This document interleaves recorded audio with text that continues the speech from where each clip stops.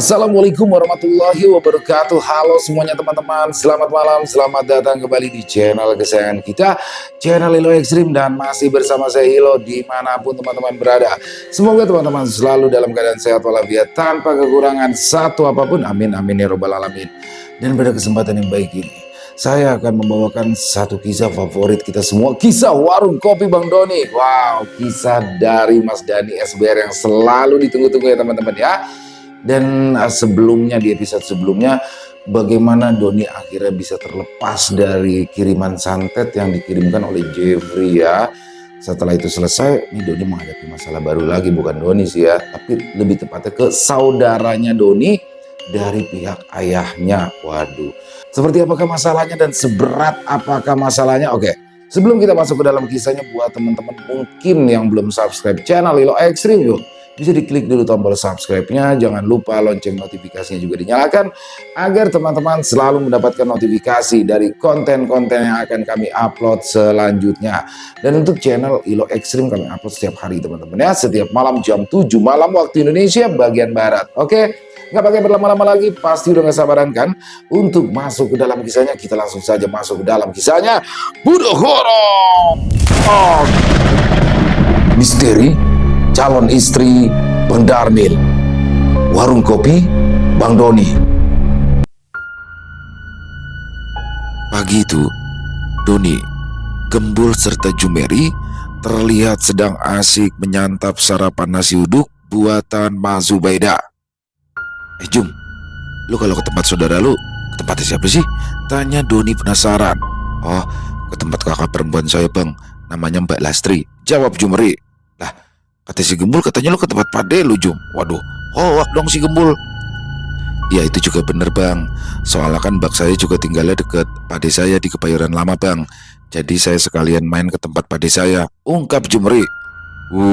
Abang belum apa-apa udah nyelocos aja, seneng banget nyalain orang, ucap Gembul sewot.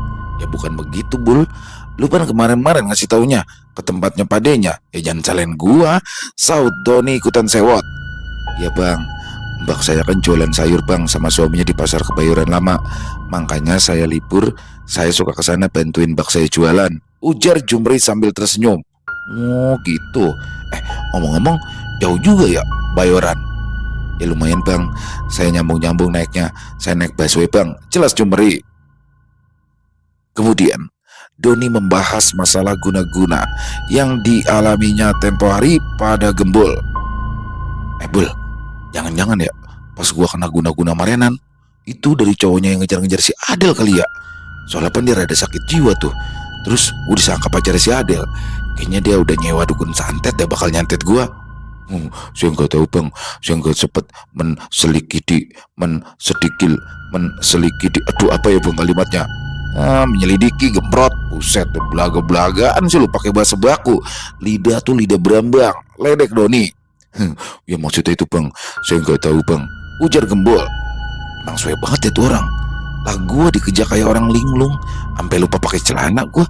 Set, kalau tahu begitu, gue gebukin dulu itu bosnya sebelum dibawa sama polisi. Udah bang, kan urusannya udah selesai. Bapaknya pelaku kan juga udah minta maaf, terus kerugian abang juga udah diganti, ucap Gembul berusaha bijak. Bul, kerugian gue bukan cuma soal kerugian materi doang, tapi non materi. Psikis gua kena nih Bul. Dia mau kagak pakai kolor doang diliatin orang banyak. Ya pastinya kagak mau pan. Sial dangkalan juga tuh orang, gerutu Doni. Oh ya terus abang maunya gimana sih? Abang mau datengin orang itu lagi?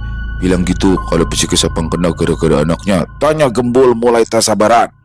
Males, ribet. Ya ini kan juga gara-gara abang sendiri. Kalau abang gak nonton berdua sama si Adil juga gak bakalan kayak begini bang. Lalu Bul, masih aja dibahas yang begituan. Si Adelnya juga udah ngaku kalau dia yang suka sama gue. Ujar Doni sewot.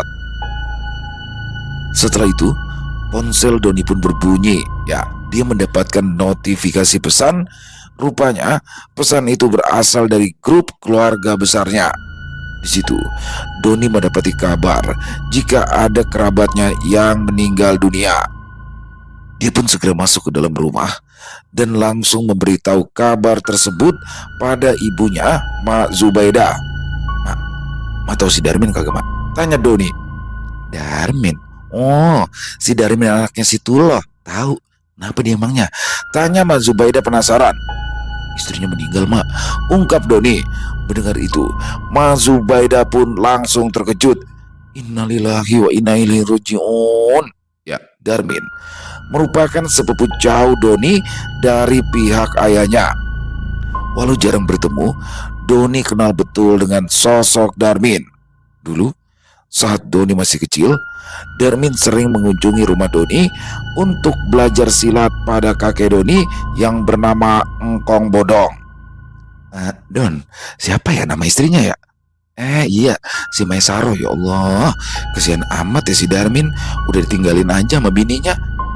Tong, lu ngelayat ya, wakilin emak. Emak kagak bisa, soalnya mau ada pengajian ntar siang, ucap Mak Zubaida. Iya, Mak. Namun, pada saat itu, Doni merasa malas untuk pergi seorang diri. Wajar saja, ia memang tidak begitu dekat dengan para saudara-saudaranya karena Doni hampir tidak pernah ikut dalam setiap acara keluarga besarnya. Di situ Doni tampak celingak-celinguk melihat ke arah depan. Rupanya ia sedang mencari Gembul untuk diajak pergi melayat. Saat itu Gembul berada di depan dan masih asyik menyantap sarapannya, sedangkan Jumbri sudah masuk ke dalam kamarnya. Bul, lu hari ini masuk apa dah? Tanya Doni. Masuk pagi, Bang, jawab Gembul singkat. Lu tuh keren aja ya, Jumbri. Ntar lu ikut gua pergi ngelayat ke rumah saudara gua, perintah Doni. Oh, abang aja dah, saya gak ikut. Soalnya saya dari kemarin-kemarin masuk siang terus, Bang. Saya sekali-kali mau masuk pagi, Bang. Lalu Bul, ini gua disuruh emak. Terus kata emak, lu disuruh nemenin gua. Oh, abang bohong. Mana mungkin mau nyuruh saya buat temenin abang. Memang abang anak kecil apa pakai segala ditemenin. Bilang aja abang males pergi sendirian, sahut Gembul sambil cengengesan. Mendapati jawaban itu, Doni kesal karena ternyata triknya tidak berhasil untuk mengajak Gembul pergi dengannya. Namun akalnya tidak habis-habis. Bul, biasanya nih ya, kalau acara pemakaman orang Betawi, banyak banget kue, Bul, banyak makanan. Lu pasti demen dah, ucap Doni kembali berusaha menghiburi Gembul. Bener, Bang, selendang mayangnya ada nggak, Bang? Kalau ada, saya mau ikut, Bang, tanya Gembul bersemangat. Lah justru itu yang jadi menu utamanya. Sampai macam-macam warnanya, Bul. Ada yang warna hijau, putih, merah, sampai ada juga yang warnanya abu-abu monyet.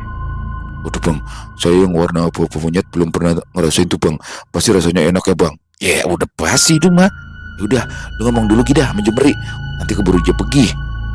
Iya, Bang, saya ngomong dulu sama Jumri, ucap Gembul bergegas. Melihat itu, Doni langsung tersenyum puas. Pada soal makanan aja dah, cepet banget lu.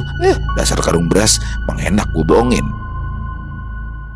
Setelah mandi dan berganti pakaian, Doni dan Gembul pun segera berangkat untuk melayat. Bul, pakai motor lu aja ya. Motor gue mencret, boncengin lu, ujar Doni. Kenapa gak pakai motor masing-masing aja sih, Bang? Protes Gembul.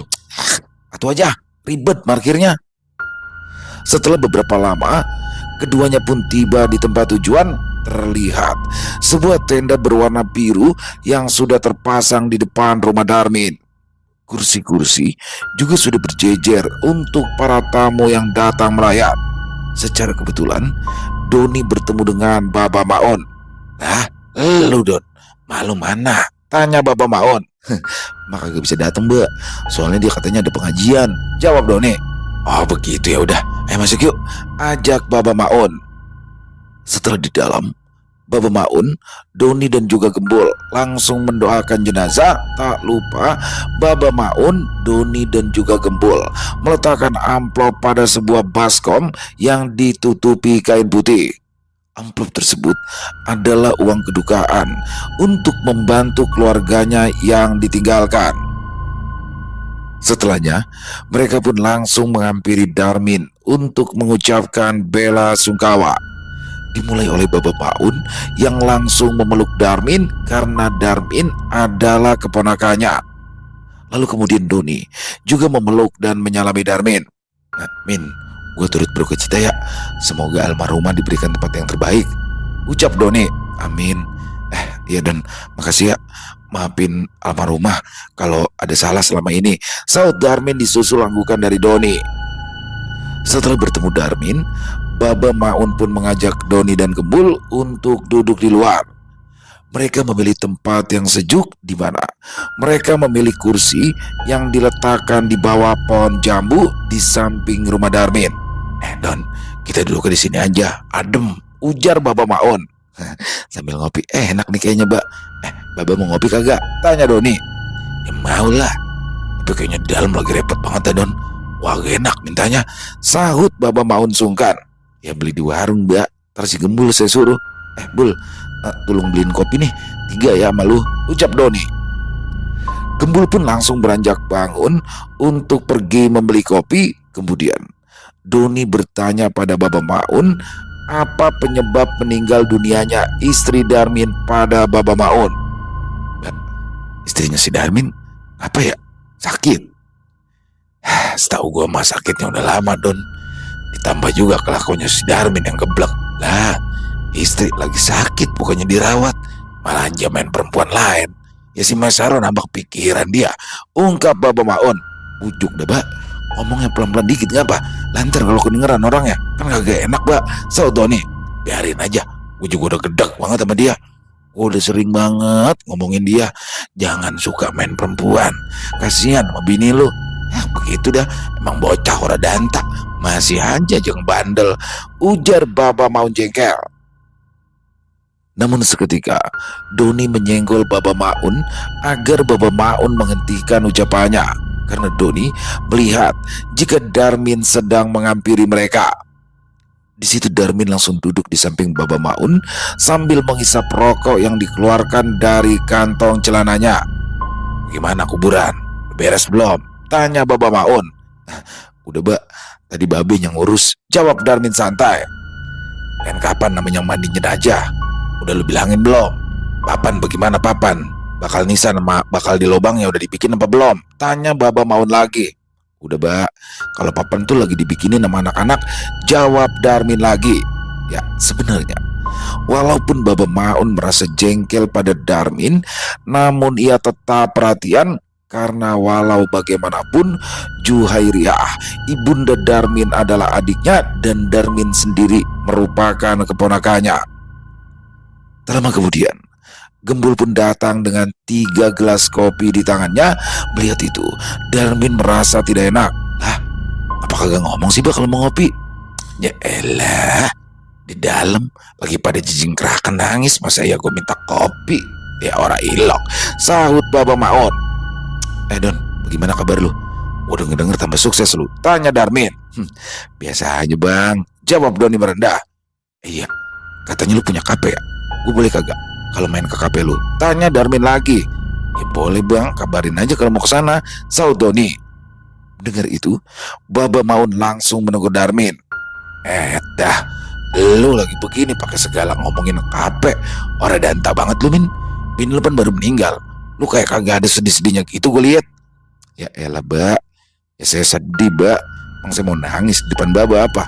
Lagian orang udah meninggal, mau diapain lagi sih? Diurusin udah, didoain udah. Saya nanya begini kali aja bisnis, ungkap Darmin. Emang Bang Darmin usaha apa sekarang? Tanya Doni penasaran. Gua kerja, Don. Gue ini teknisi. Nah, kalau KP lu ada urusan masalah listrik, hubungin gua aja ya, ucap Darmin. Oh gitu. Ya siap, Bang. Emang abang kerjanya di mana dah? Gua kerja di pom bensin, Don. Tuh di pinggir jalan tol, rest area. Oh iya, tahu saya. Marinan saya habis dari sana tuh ketemuan sama teman saya. Kalau tahu begitu mas saya mampir nemuin abang, ujar Doni. Kemudian Darmin pun kembali ke teras depan rumahnya untuk menyambut tamu-tamu yang datang melayat. Sepeninggalan Darmin, Baba Maun kembali membicarakan dirinya. Bisnis. Gue udah tahu banget otaknya. Palingan dia udah kebelet banget mau kawin lagi, terus mau ngajak ceweknya dan main ke kafe lu. Baca sama gue. Darmin. Umpat Baba Maun. Ya elah, Mbak, udah ngapa? Sama ponakan diri gitu amat sih, ucap Doni mengingatkan Baba Maun. Ya bukan begitu, Don. Gue mah kasihan sama anaknya si Irma. Mana dia baru SMP, punya bapak lakuannya kayak begitu, ungkap Baba Maun diri. Di tengah pembicaraan itu, Gembul tiba-tiba berbisik pada Doni. "Bang, selendang bang." Mendengar itu, Doni langsung mengerutkan dahinya. "Selendang? Selendang bakal apaan?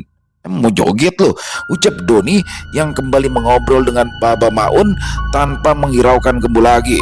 Di situ, Gembul langsung mencolek Doni dan kembali berbisik padanya. "Bang, selendang mayangnya mana bang? Kok saya nggak nemuin si dari tadi bang?" Di situ, Doni baru tersadar jika Gembul meminta cemilan yang tadi ia janjikan. "Waduh, kehabisan kayaknya Bul.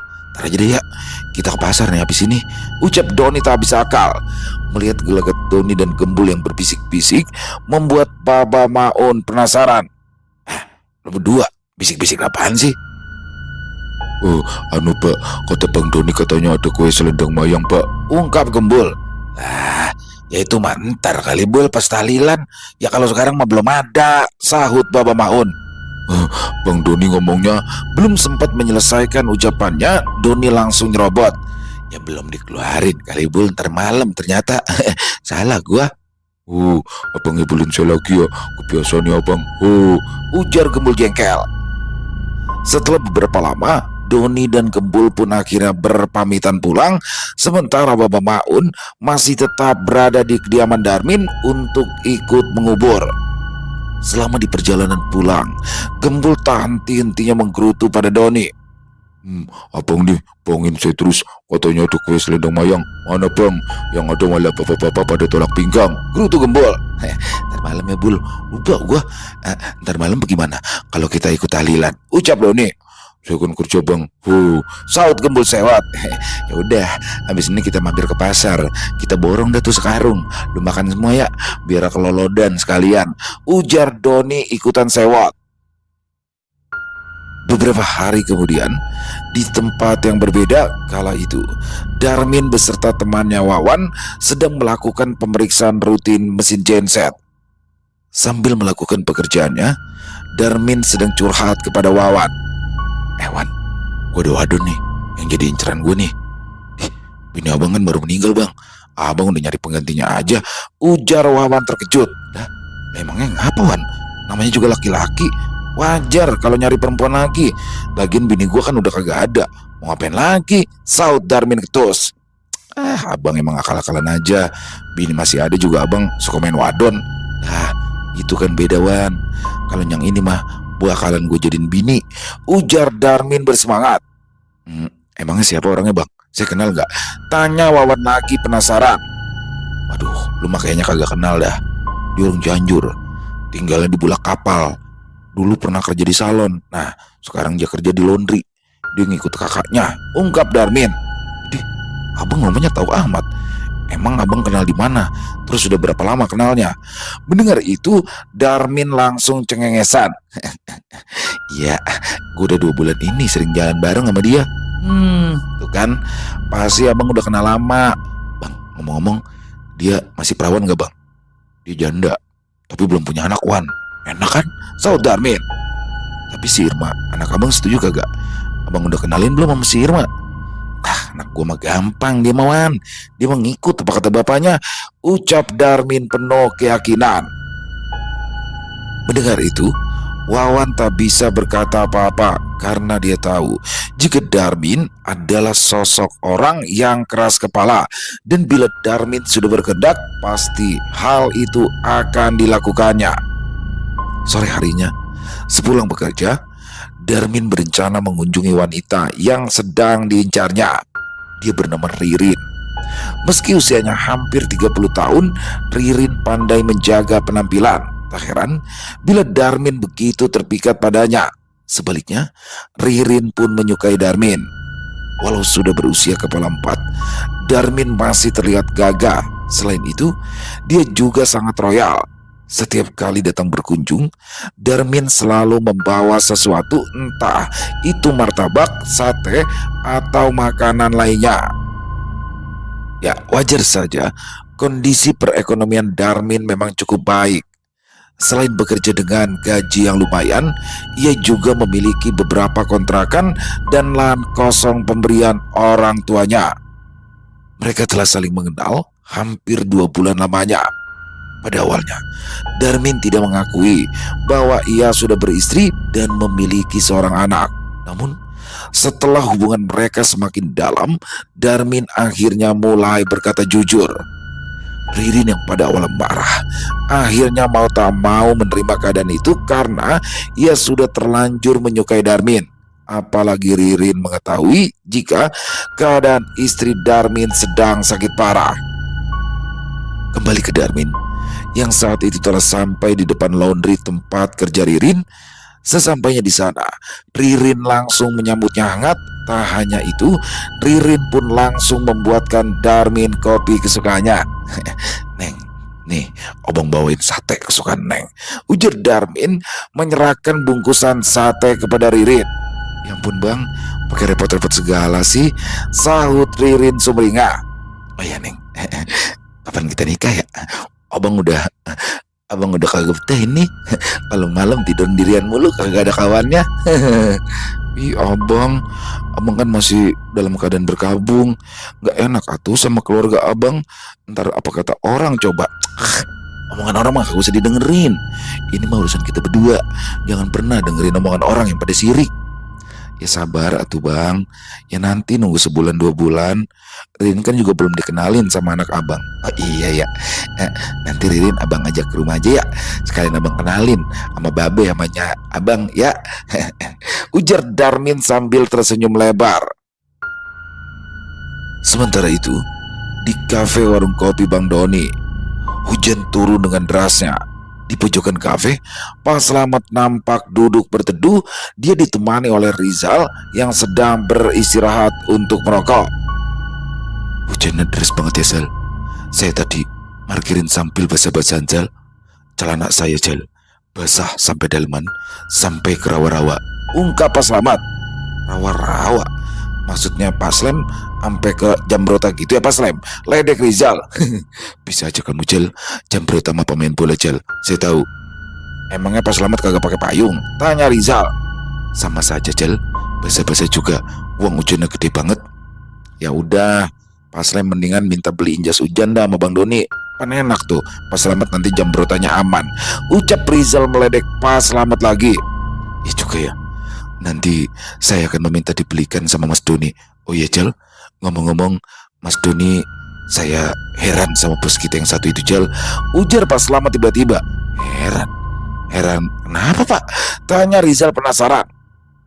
Bos kita itu Jal, kalau saya perhatikan dengan seksama, ternyata orangnya cupu Jal. Cupu? Lah, tahu-tahuan Pak Slamet bahasa anak muda. Ya tahu dong Jal, saya ini kan gaul. Ya udah, itu maksudnya sampai Pak Slem bilang Bang Doni cupu bagaimana? Tanya Rizal lagi penasaran. Cobalah kamu telah ajal.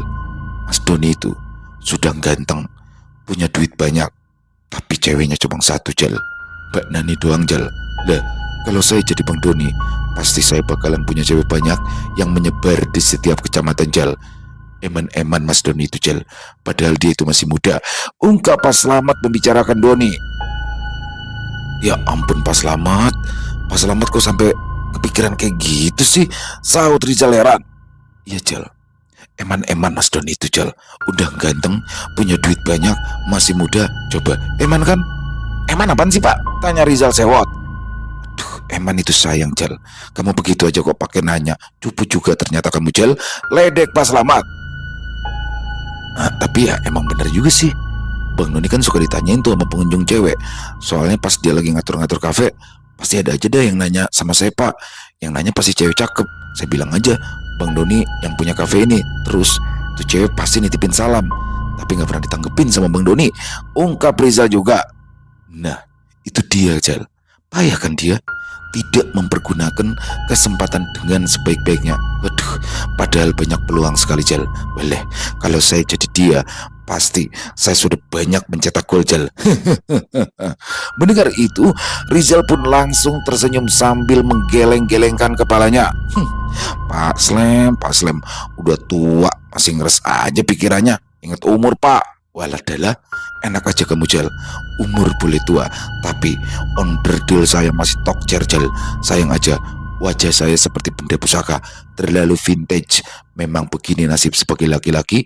Kalau ganteng diajak selingkuh, kalau jelek diajak sebaring.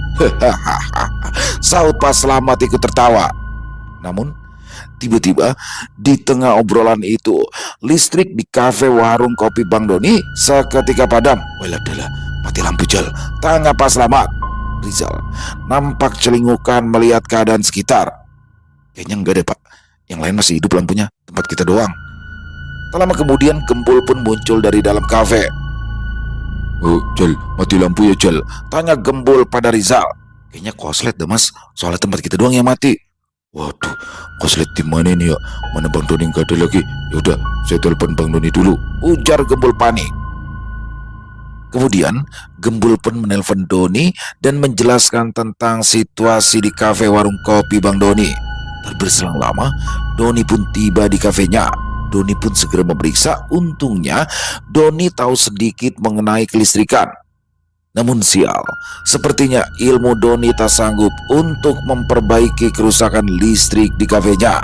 Para tamu satu persatu mulai pergi meninggalkan kafe warung kopi Bang Doni karena lampu yang tak kunjung menyala, sehingga keadaan di dalam terasa pengap. Doni pun langsung panik hingga tiba-tiba dia teringat akan sosok Darmin saudaranya yang bekerja sebagai teknisi. Bergegas, Doni langsung menelpon saudaranya tersebut. Setengah jam kemudian Darmin pun muncul. Namun di situ ia tidak sendiri. Ya, dia datang bersama Ririn kekasihnya. Akan tetapi di situ Doni tidak menyadarinya karena dia terlihat sibuk memeriksa masalah yang ada. Alhamdulillah, lah akhirnya abang datang juga ini, ucap Doni lega. Gimana ini Don? Tanya Darmin. Ya saya kaget tahu bang, katanya tadi tatonya mati aja gitu. Soalnya pas kejadian saya lagi di rumah, terang Doni. Di situ Darmin pun langsung menunjukkan keahliannya. Tidak sampai 20 menit, listrik di kafe milik Doni pun sudah menyala kembali. Makasih ya bang, udah bikin kafe saya terang lagi, ucap Doni lega. Ya Don, sama-sama. Tentu ada yang konslet, lu kudu beli colokan lagi ya. Tapi sih masukan nih bakal lu nih ya, lu kudu pakai genset Don. Di daerah sini kan sering mati lampu, ujar Darmin. Iya bang, emang kira-kira berapa ya biayanya kalau kita mau pasang genset? Ya kira-kira lu siapin aja deh 40 jutaan, jawab Darmin. Mendengar itu Doni terenyah. Dia tidak menyangka jika harga genset begitu mahal. Ya udah dah, abang ngopi dulu aja ya, ntar saya suruh anak gue saya bikinin. Ya Don, makasih. Tapi ngomong-ngomong, gue datang kagak sendirian ini Don. Gue datang sama calon gue, ucap Darmin yang langsung membuat Doni ternganga. Bagaimana tidak, Doni menganggap jika Darmin masih dalam keadaan berduka karena ditinggal oleh sang istri untuk selama-lamanya. Namun tak sampai 8 hari Darmin sudah memiliki calon pengganti istrinya. Namun di situ Doni tak berani menyinggung, malahan Doni menyambut hangat wanita tersebut. Neng, kenalin, ini Doni, saudara abang. Don, kenalin, ini Ririn nih, calon gua, ujar Darmin memperkenalkan Ririn pada Doni.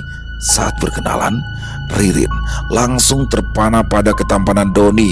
Senyumannya yang biasa dibuat-buat kini muncul begitu saja. Ada kilatan nakal di mata Ririn saat pandangannya beradu dengan Doni. Ririn mendapat itu, Doni pun merasa canggung. Dia tidak berani menatap wajah Ririn lama-lama. Seketika Doni langsung menundukkan wajahnya. Oh iya Mpok Ririn, mau minum apa ini? Tanya Doni. Mpok, Don, dia orang Cianjur, panggilnya Teteh. Selak Darmin sambil cengengesan. Ya, Teh Ririn mau minum apa ini? Tanya Doni lagi. Karena masih merasa kenyang, Ririn hanya meminta air mineral. Oh iya Bang Darmin, ntar pesanannya diantar ya. Oh iya, saya mau ke dalam dulu nih Bang. Abang santai-santai aja dulu di sini, jangan pulang dulu, ujar Doni disusul anggukan dari Darmin. Bang Darmin, kok abang gak pernah cerita sih kalau punya saudara yang punya KP? Mana KP saudara abang bagus-bagus banget lagi. Ririn jadi pengen deh sering-sering main kesini, ungkap Ririn. Iya Neng, abang juga gak pernah main kemari. Soalnya abang kan jarang banget ketemu sama si Doni. Ini tumbenan aja kemari, ditelepon sama dia. Tapi ya kalau abang lihat-lihat, si Doni pinter banget bikin KP-nya, ujar Darmin merasa bangga. Sementara itu di dapur, Gembul langsung menghampiri Doni. "Oh, Bang, itu bukannya saudara abang yang waktu itu istrinya meninggal ya Bang?" tanya Gembul. "Iya Bul, bener, itu Bang Darmin." "Oh, tapi kok Bang, dia lagi sama cewek ya Bang?" "Itu pacar barunya, ntar lu bikinin kopi ya bakal dia. Kalau pacarnya kasih aku aja." Mendengar itu, tiba-tiba Gembul langsung tersenyum sambil menatap ke arah Darmin. Ia pun berkata, "Oh, hebat ya Bang Darmin, baru ditinggal istri udah mau nikah lagi. Beda sama saudaranya, kagak nikah-nikah." Oh. Mendengar itu, Doni langsung terlihat sewot. Kerupuk rambak, menyindir gue lu ya? Gua kempesin juga lu lama-lama," ujar Doni yang sedang sibuk membereskan peralatan perkakasnya. Beberapa saat kemudian, Gembul memanggil Doni yang sedang beres-beres di ruangannya, memberitahukan jika Darmin berniat untuk pulang. "Oh, Bang, saudara abang katanya mau pulang tuh Bang," ungkap Gembul. Saat menghampiri Darmin, tak lupa Doni langsung menyelipkan uang pecahan 100 ribuan 3 lembar. "Elah Don, pakai repot-repot segala. Gak usah," ujar Darmin berbasa-basi. "Kagak ngapa-ngapa Bang, saya yang makasih banget ini udah ditolongin," ucap Doni. Oh iya, besok gua ke mari lagi deh ya. Sekalian gua bawa kabel sama colokan." "Oh iya Bang, buat kabel sama colokannya harganya berapa Bang?" "Kagak usah, di kantor gua mah banyak, kagak kepake. Tapi masih bagus-bagus." "Oh, udah lu tenang aja," ucap Darmin. "Oh gitu ya Bang, makasih ya Bang," sahut Doni sambil mengangguk. Di situ, Darmin dan Ririn pun berpamitan pulang. Namun lagi-lagi pandangan Ririn tak pernah lepas dari Doni. Saat Doni tersadar, dia pun merasa risih dan langsung melemparkan pandangannya ke arah saudaranya, Darmin. Namun, rupanya Gembul menangkap momen tersebut. "Bang, itu kok calonnya saudara abang ngeliatin abang gitu amat sih?" ucap Gembul. "Ya Bul, jadi risih gua," sahut Doni. "Wah, kalau dia suka sama abang bisa bahaya tuh Bang. Dia kan calon istri saudara abang. Waduh, gimana tuh Bang?" "Ya kagak tahu gua. Gua juga kagak mau dia suka sama gua. Bayangin aja gua males, apalagi sampai kejadian. Serem banget. Dah, ini omongin. Dah, buru, beberes, kita tutup. Lagian yang datang juga udah pada kagak ada Bul," ucap Doni. Beberapa hari kemudian, Darmin mengungkapkan kepada kedua orang tuanya jika dirinya ingin segera menikah lagi. Saat itu sang ayah yang bernama Babetullah dan sang ibu yang bernama Ma Juhairoh atau biasa dipanggil Mairoh langsung terkejut. "Ya Allah Min, belum 40 hari bini lu meninggal, lu udah mau nikah lagi aja," ujar Mairoh. "Ya kagak ngapa-ngapa kali Mak. Ya daripada Darmin berbuat yang kagak-kagak, yang mendingan Darmin nikah." Di situ, Mairoh langsung bertanya pada suaminya, "Bang, abang bagaimana tuh? Abang setuju kagak kalau si Darmin nikah lagi?" "Ya emang sih sebaiknya kalau lelaki ditinggal bini, emang kudu buru-buru kawin lagi, biar terhindar dari perbuatan jinah," sahut Babetullah. "Ya tapi kan Bang, belum 40 hari si Mesor meninggal. Apa kata orang?" tanya Mairoh lagi. "Ya kalau laki-laki maka gak ada masa idahnya, Roh. Udah kagak ngapa-ngapa," jawab Babetullah santai. "Ya udah dah kalau begitu Tong, lu bawa deh calon lu ke emak, mau kenal," ucap Mairoh pada Darmin. Mendapati jawaban itu, wajah Darmin langsung sumringah. Rupanya dia sudah mendapat lampu hijau untuk menikah lagi dari kedua orang tuanya. "Alhamdulillah. Ya Mak, besok Darmin ajak orangnya kembali dah. Sekalian kita tetepin buat acara ke tempat dia ya Mak," ujar Darmin bersemangat. Babetullah dan juga Mairoh pun dengan terpaksa menuruti rencana Darmin tersebut. Namun di situ Mairoh langsung berkata, "Oh iya, ngomong-ngomong, si Irma anak lo udah lu kasih tau belum kalau lu mau kawin lagi? Dia udah kenal belum sama calon lo?" tanya sang ibu. "Ya belum Mak, besok aja dah sekalian. Udah si Irma mah gampang dia mengikut apa kata saya," ucap Darmin yakin. Darmin memang seperti menganggap sepele perasaan anaknya. Dia tampak tidak terlalu memikirkan hal itu, apalagi suasana hatinya sedang dibuai kebahagiaan. Dan benar saja, keesokan harinya Darmin mempertemukan Ririn dengan keluarganya. Saat itu hanya kedua orang tua Darmin dan anaknya yang hadir. Ririn pun bersikap sangat manis di hadapan Babe Tulo dan juga Mairo. Dia juga berusaha mendekati Irma, anak dari Darmin. Namun Irma yang masih kecil tampak canggung. Ia tidak berani menatap wajah Ririn dan hanya menunduk saja. Pertemuan itu ternyata berjalan cukup lancar. Babe Tulo dan Mairo, meski awalnya canggung, perlahan mulai menerima kehadiran Ririn. Obrolan ringan pun mengalir tentang pekerjaan, kampung halaman, hingga rencana sederhana untuk masa depan. Ririn menjawab setiap pertanyaan dengan sopan. Sesekali ia tersenyum malu, menunjukkan bahwa ia benar-benar berusaha mengambil hati kedua orang tua Darmin.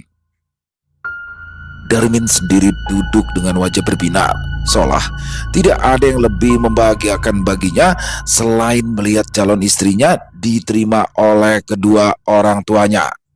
Sesekali ia melirik ke arah Ririn, bangga karena pilihannya ternyata cocok di mata keluarganya. Sementara itu, Irma, dia masih saja duduk diam di sudut kursi. Namun setelah beberapa saat, Ririn pun datang mendekatinya perlahan sambil membawakan kue yang tadi disuguhkan oleh Mairo. "Irma, ini enak nih, kamu mau?" ucap Ririn lembut. Irma ragu-ragu, tapi akhirnya ia mengangguk pelan. Ririn pun tersenyum, lalu mengusap rambut anak itu sebentar. Meski sederhana, momen singkat itu membuat Mairo melirik suaminya seakan memberikan isyarat bahwa mungkin wanita ini bisa menjadi ibu yang baik bagi Irma kelak. Suasana pun mencair. Babe Tulo mulai berseloroh, membuat tawa kecil pecah di ruang tamu itu, hingga akhirnya pertemuan sore itu ditutup dengan kesan yang baik. Tidak ada ketegangan, tidak ada penolakan. Yang tersisa hanyalah harapan Darmin bahwa langkah baru dalam hidupnya akan mendapat restu dari semua orang yang ia sayangi. Saat mengantar pulang Ririn, Darmin tak bisa menyembunyikan rasa bahagianya. "Alhamdulillah Neng, kayaknya Babe sama Mak setuju banget ini sama kita. Sekarang tinggal abang dah yang ngadep ke orang tua Neng di kampung. Bagaimana kalau minggu depan aja kita pergi ke sananya? Biar abang ngajuin cuti dulu," ujar Darmin bersemangat. "Iya bang, Neng juga bakalan ngabarin bapak sama ibu di kampung.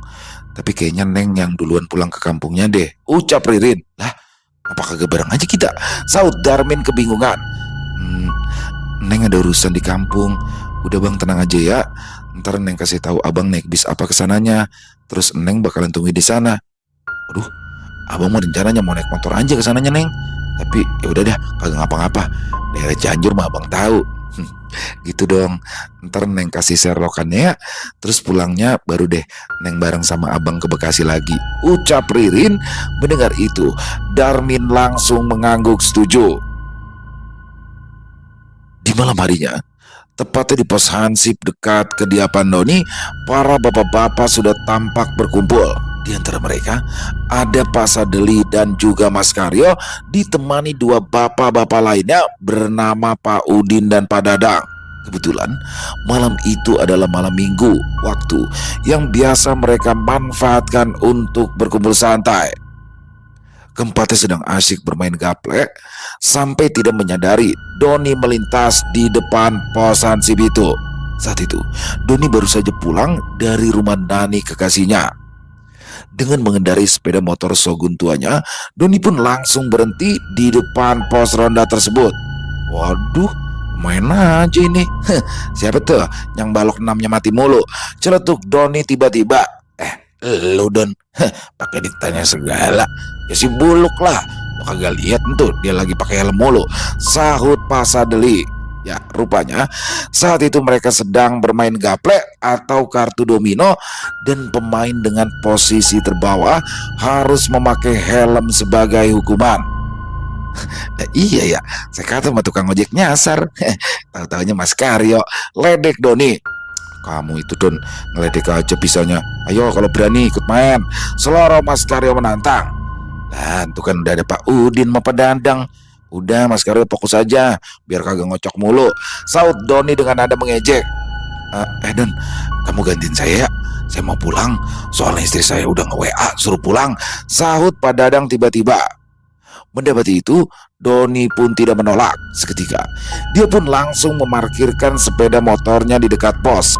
Ya, Doni sangat menyukai permainan kartu gaplek atau domino. Selain mengasah otak, permainan itu juga membuatnya merasakan adrenalin tersendiri. Bagaimana tidak?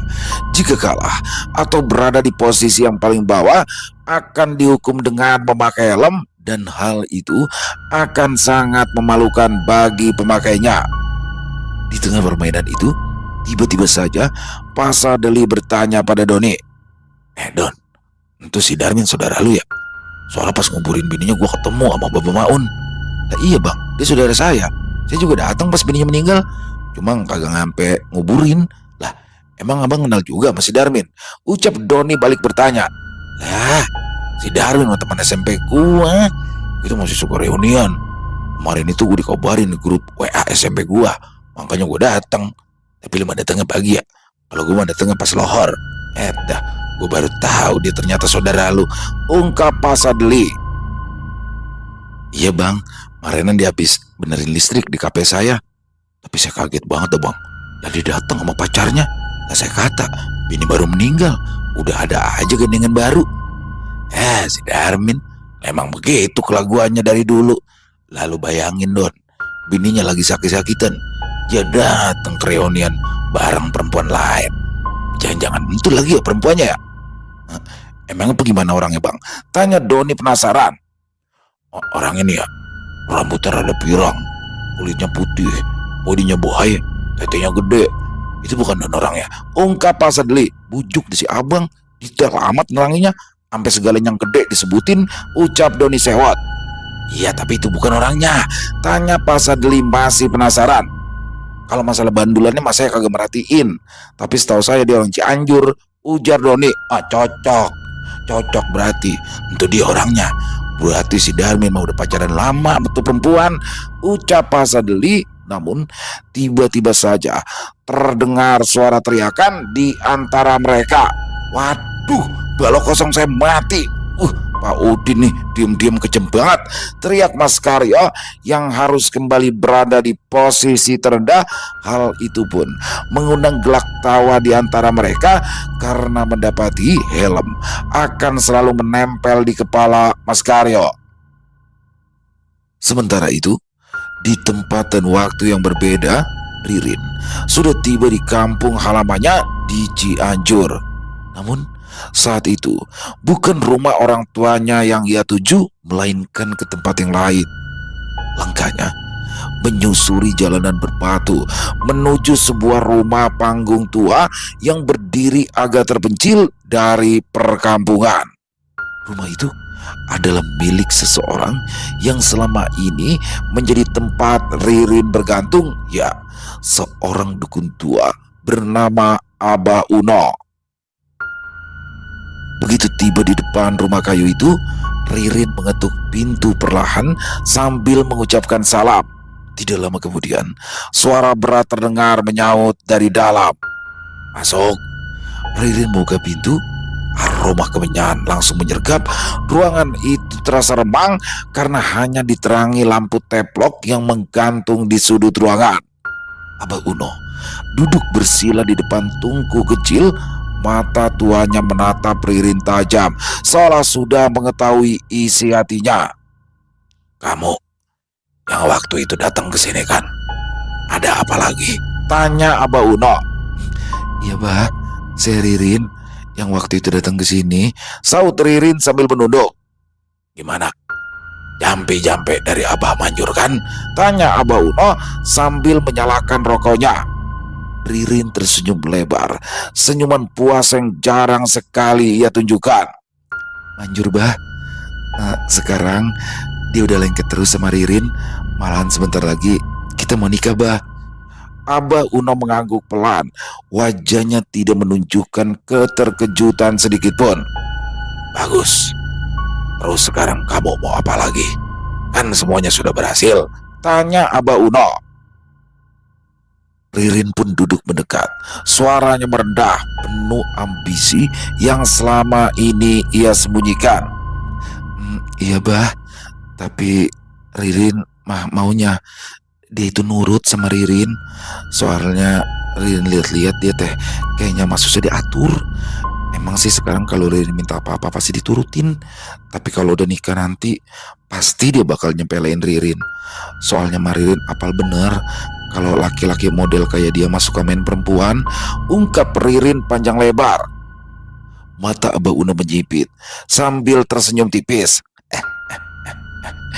Emang kebanyakan laki-laki itu ya kayak gitu. Makanya kamu kalau nyari laki-laki itu yang benar, laki-lakinya yang setia. Iya bah, Ririn mencondongkan tubuhnya. Tapi Ririn udah terlanjur atuh, masa mau dibatalin begitu aja? Yang penting gimana caranya, sekarang dia bakalan nurut terus sama Ririn. Abah Uno terdiam sejenak sambil menghisap rokok di tangannya, lalu meniupkan asapnya membumbung ke udara. Asap putih tipis naik melingkar seperti ular kecil.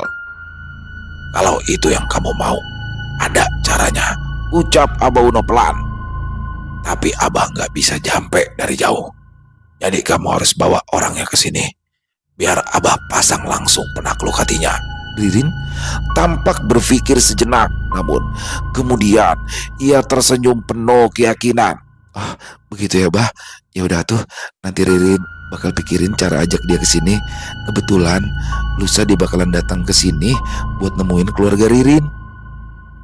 Setelahnya, Ririn pun berpamitan dan meninggalkan Mbah Uno dengan segala rencana yang sudah diatur di dalam otaknya. Rupanya, selama ini Darmin telah diperdaya oleh Ririn dari ilmu pelet yang diperoleh Ririn dari Mbah Uno. Tak hanya sampai di situ, Ririn berencana untuk membuat Darmin bertekuk lutut padanya karena Ririn memiliki obsesi yang lain, ya dia ingin menguasai harta Darmin seluruhnya, termasuk harta dari kedua orang tua Darmin. Selesai. Oh, luar biasa kisah warung kopi Bang Doni. Waduh, Gembul kena lagi aja dibohongin. Gembul. By the way, Jumeri itu padenya ada di Kebayoran Lama. Oh, di dekat rumah saya. Di sebelah mana? Mudah-mudahan ntar Bang Doni mampir ya kalau lagi main ke rumah pade Jumeri ya. Mbaknya itu dagang di pasar Kebayoran Lama. Banyak nih teman-teman yang dari Kebayoran Lama nih kayaknya ya. Dan bagaimana dalam kisah ini Gembul kena lagi aja dibohongin ya, selendang mayang ya kan, mana ada orang meninggal. Tapi ada sih biasanya ada kue. Dan juga kalau ini kalau orang Betawi nih ya, setelah selesai pemakaman biasanya makan tuh rame-rame. Dan biasanya menunya menu yang gampang ya, biasanya sayur asam goreng tuh. Waduh, sayur asam goreng pakai sambal limo ya kan, pakai lalapan, biasanya ada pete, ada jengkol, pakai ikan asin. Begitu doang aja udah enak banget. Sumbrah kalau kata orang Betawi ya, enak banget. Jadi memang seperti itu teman-teman, karena pengolahannya gampang tuh, sayur asem dan lain-lain. Duh, kenapa jadi ngomongin makanan ya? Saya jadi lapar ya. Dan bagaimana di sini sosok Bang Darmin yang setelah istrinya meninggal belum sampai, baru 8 hari setelah selesai nujuan dia mau nikah lagi. Memang benar, kalau laki-laki kan nggak ada masa idahnya, lebih cepat lebih baik karena menghindari perbuatan zina atau perbuatan dosa. Tapi di sini beda nih Darmin, karena Darmin ternyata sebelumnya sudah menjalin hubungan lebih dulu ketika istrinya sedang sakit. Jadi ini beda ya memang. Tapi ya benar juga sih lah, orang tuanya mengizinkan daripada Darmin terus mungkin berbuat dosa, takutnya berbuat dosa, jadi lebih baik ya diresmikan saja. Tapi sekali lagi di sini sebagai ayah yang baik harusnya tetap memperhatikan anaknya ya. Jadi berikanlah pengertian yang baik kepada anak bahwa nih akan ada calon mama baru nih, dikenalin dulu. Jangan ujuk-ujuk datang nikah, kasihan anaknya nih. Biasanya apalagi anaknya masih kecil ya, beda cerita kalau anaknya sudah dewasa. Dewasa aja bisa nggak terima, apalagi anak kecil, kaget dia karena harus ada orang lain di dalam rumahnya dan dia harus manggil ibu, mama atau yang lain. Jadi memang harusnya diperkenalkan dulu, diajak main bareng dulu, diajak jalan-jalan dulu. Jadi biar ada keterikatan nih antara si anak dan calon ibunya. Wah, luar biasa kisahnya kali ini. Ternyata bagaimana Ririn.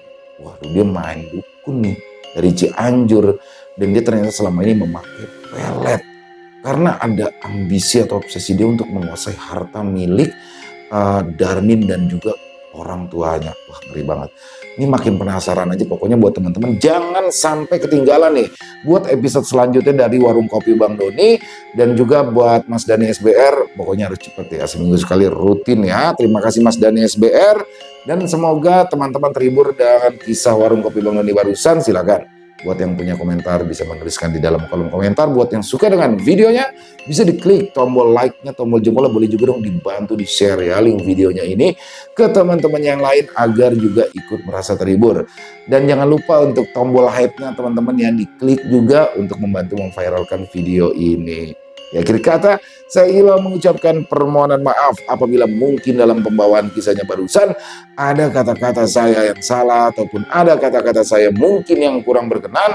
Saya mohon dibukakan pintu maaf yang seluas-luasnya. Sampai berjumpa lagi di konten-konten kami selanjutnya yang pasti tidak kalah ngerinya, yang pasti tidak kalah seramnya. Masih bersama saya Ilo di channel Ilo Ekstrim. Salam sehat, sukses selalu untuk kita semua. Wassalamualaikum warahmatullahi wabarakatuh.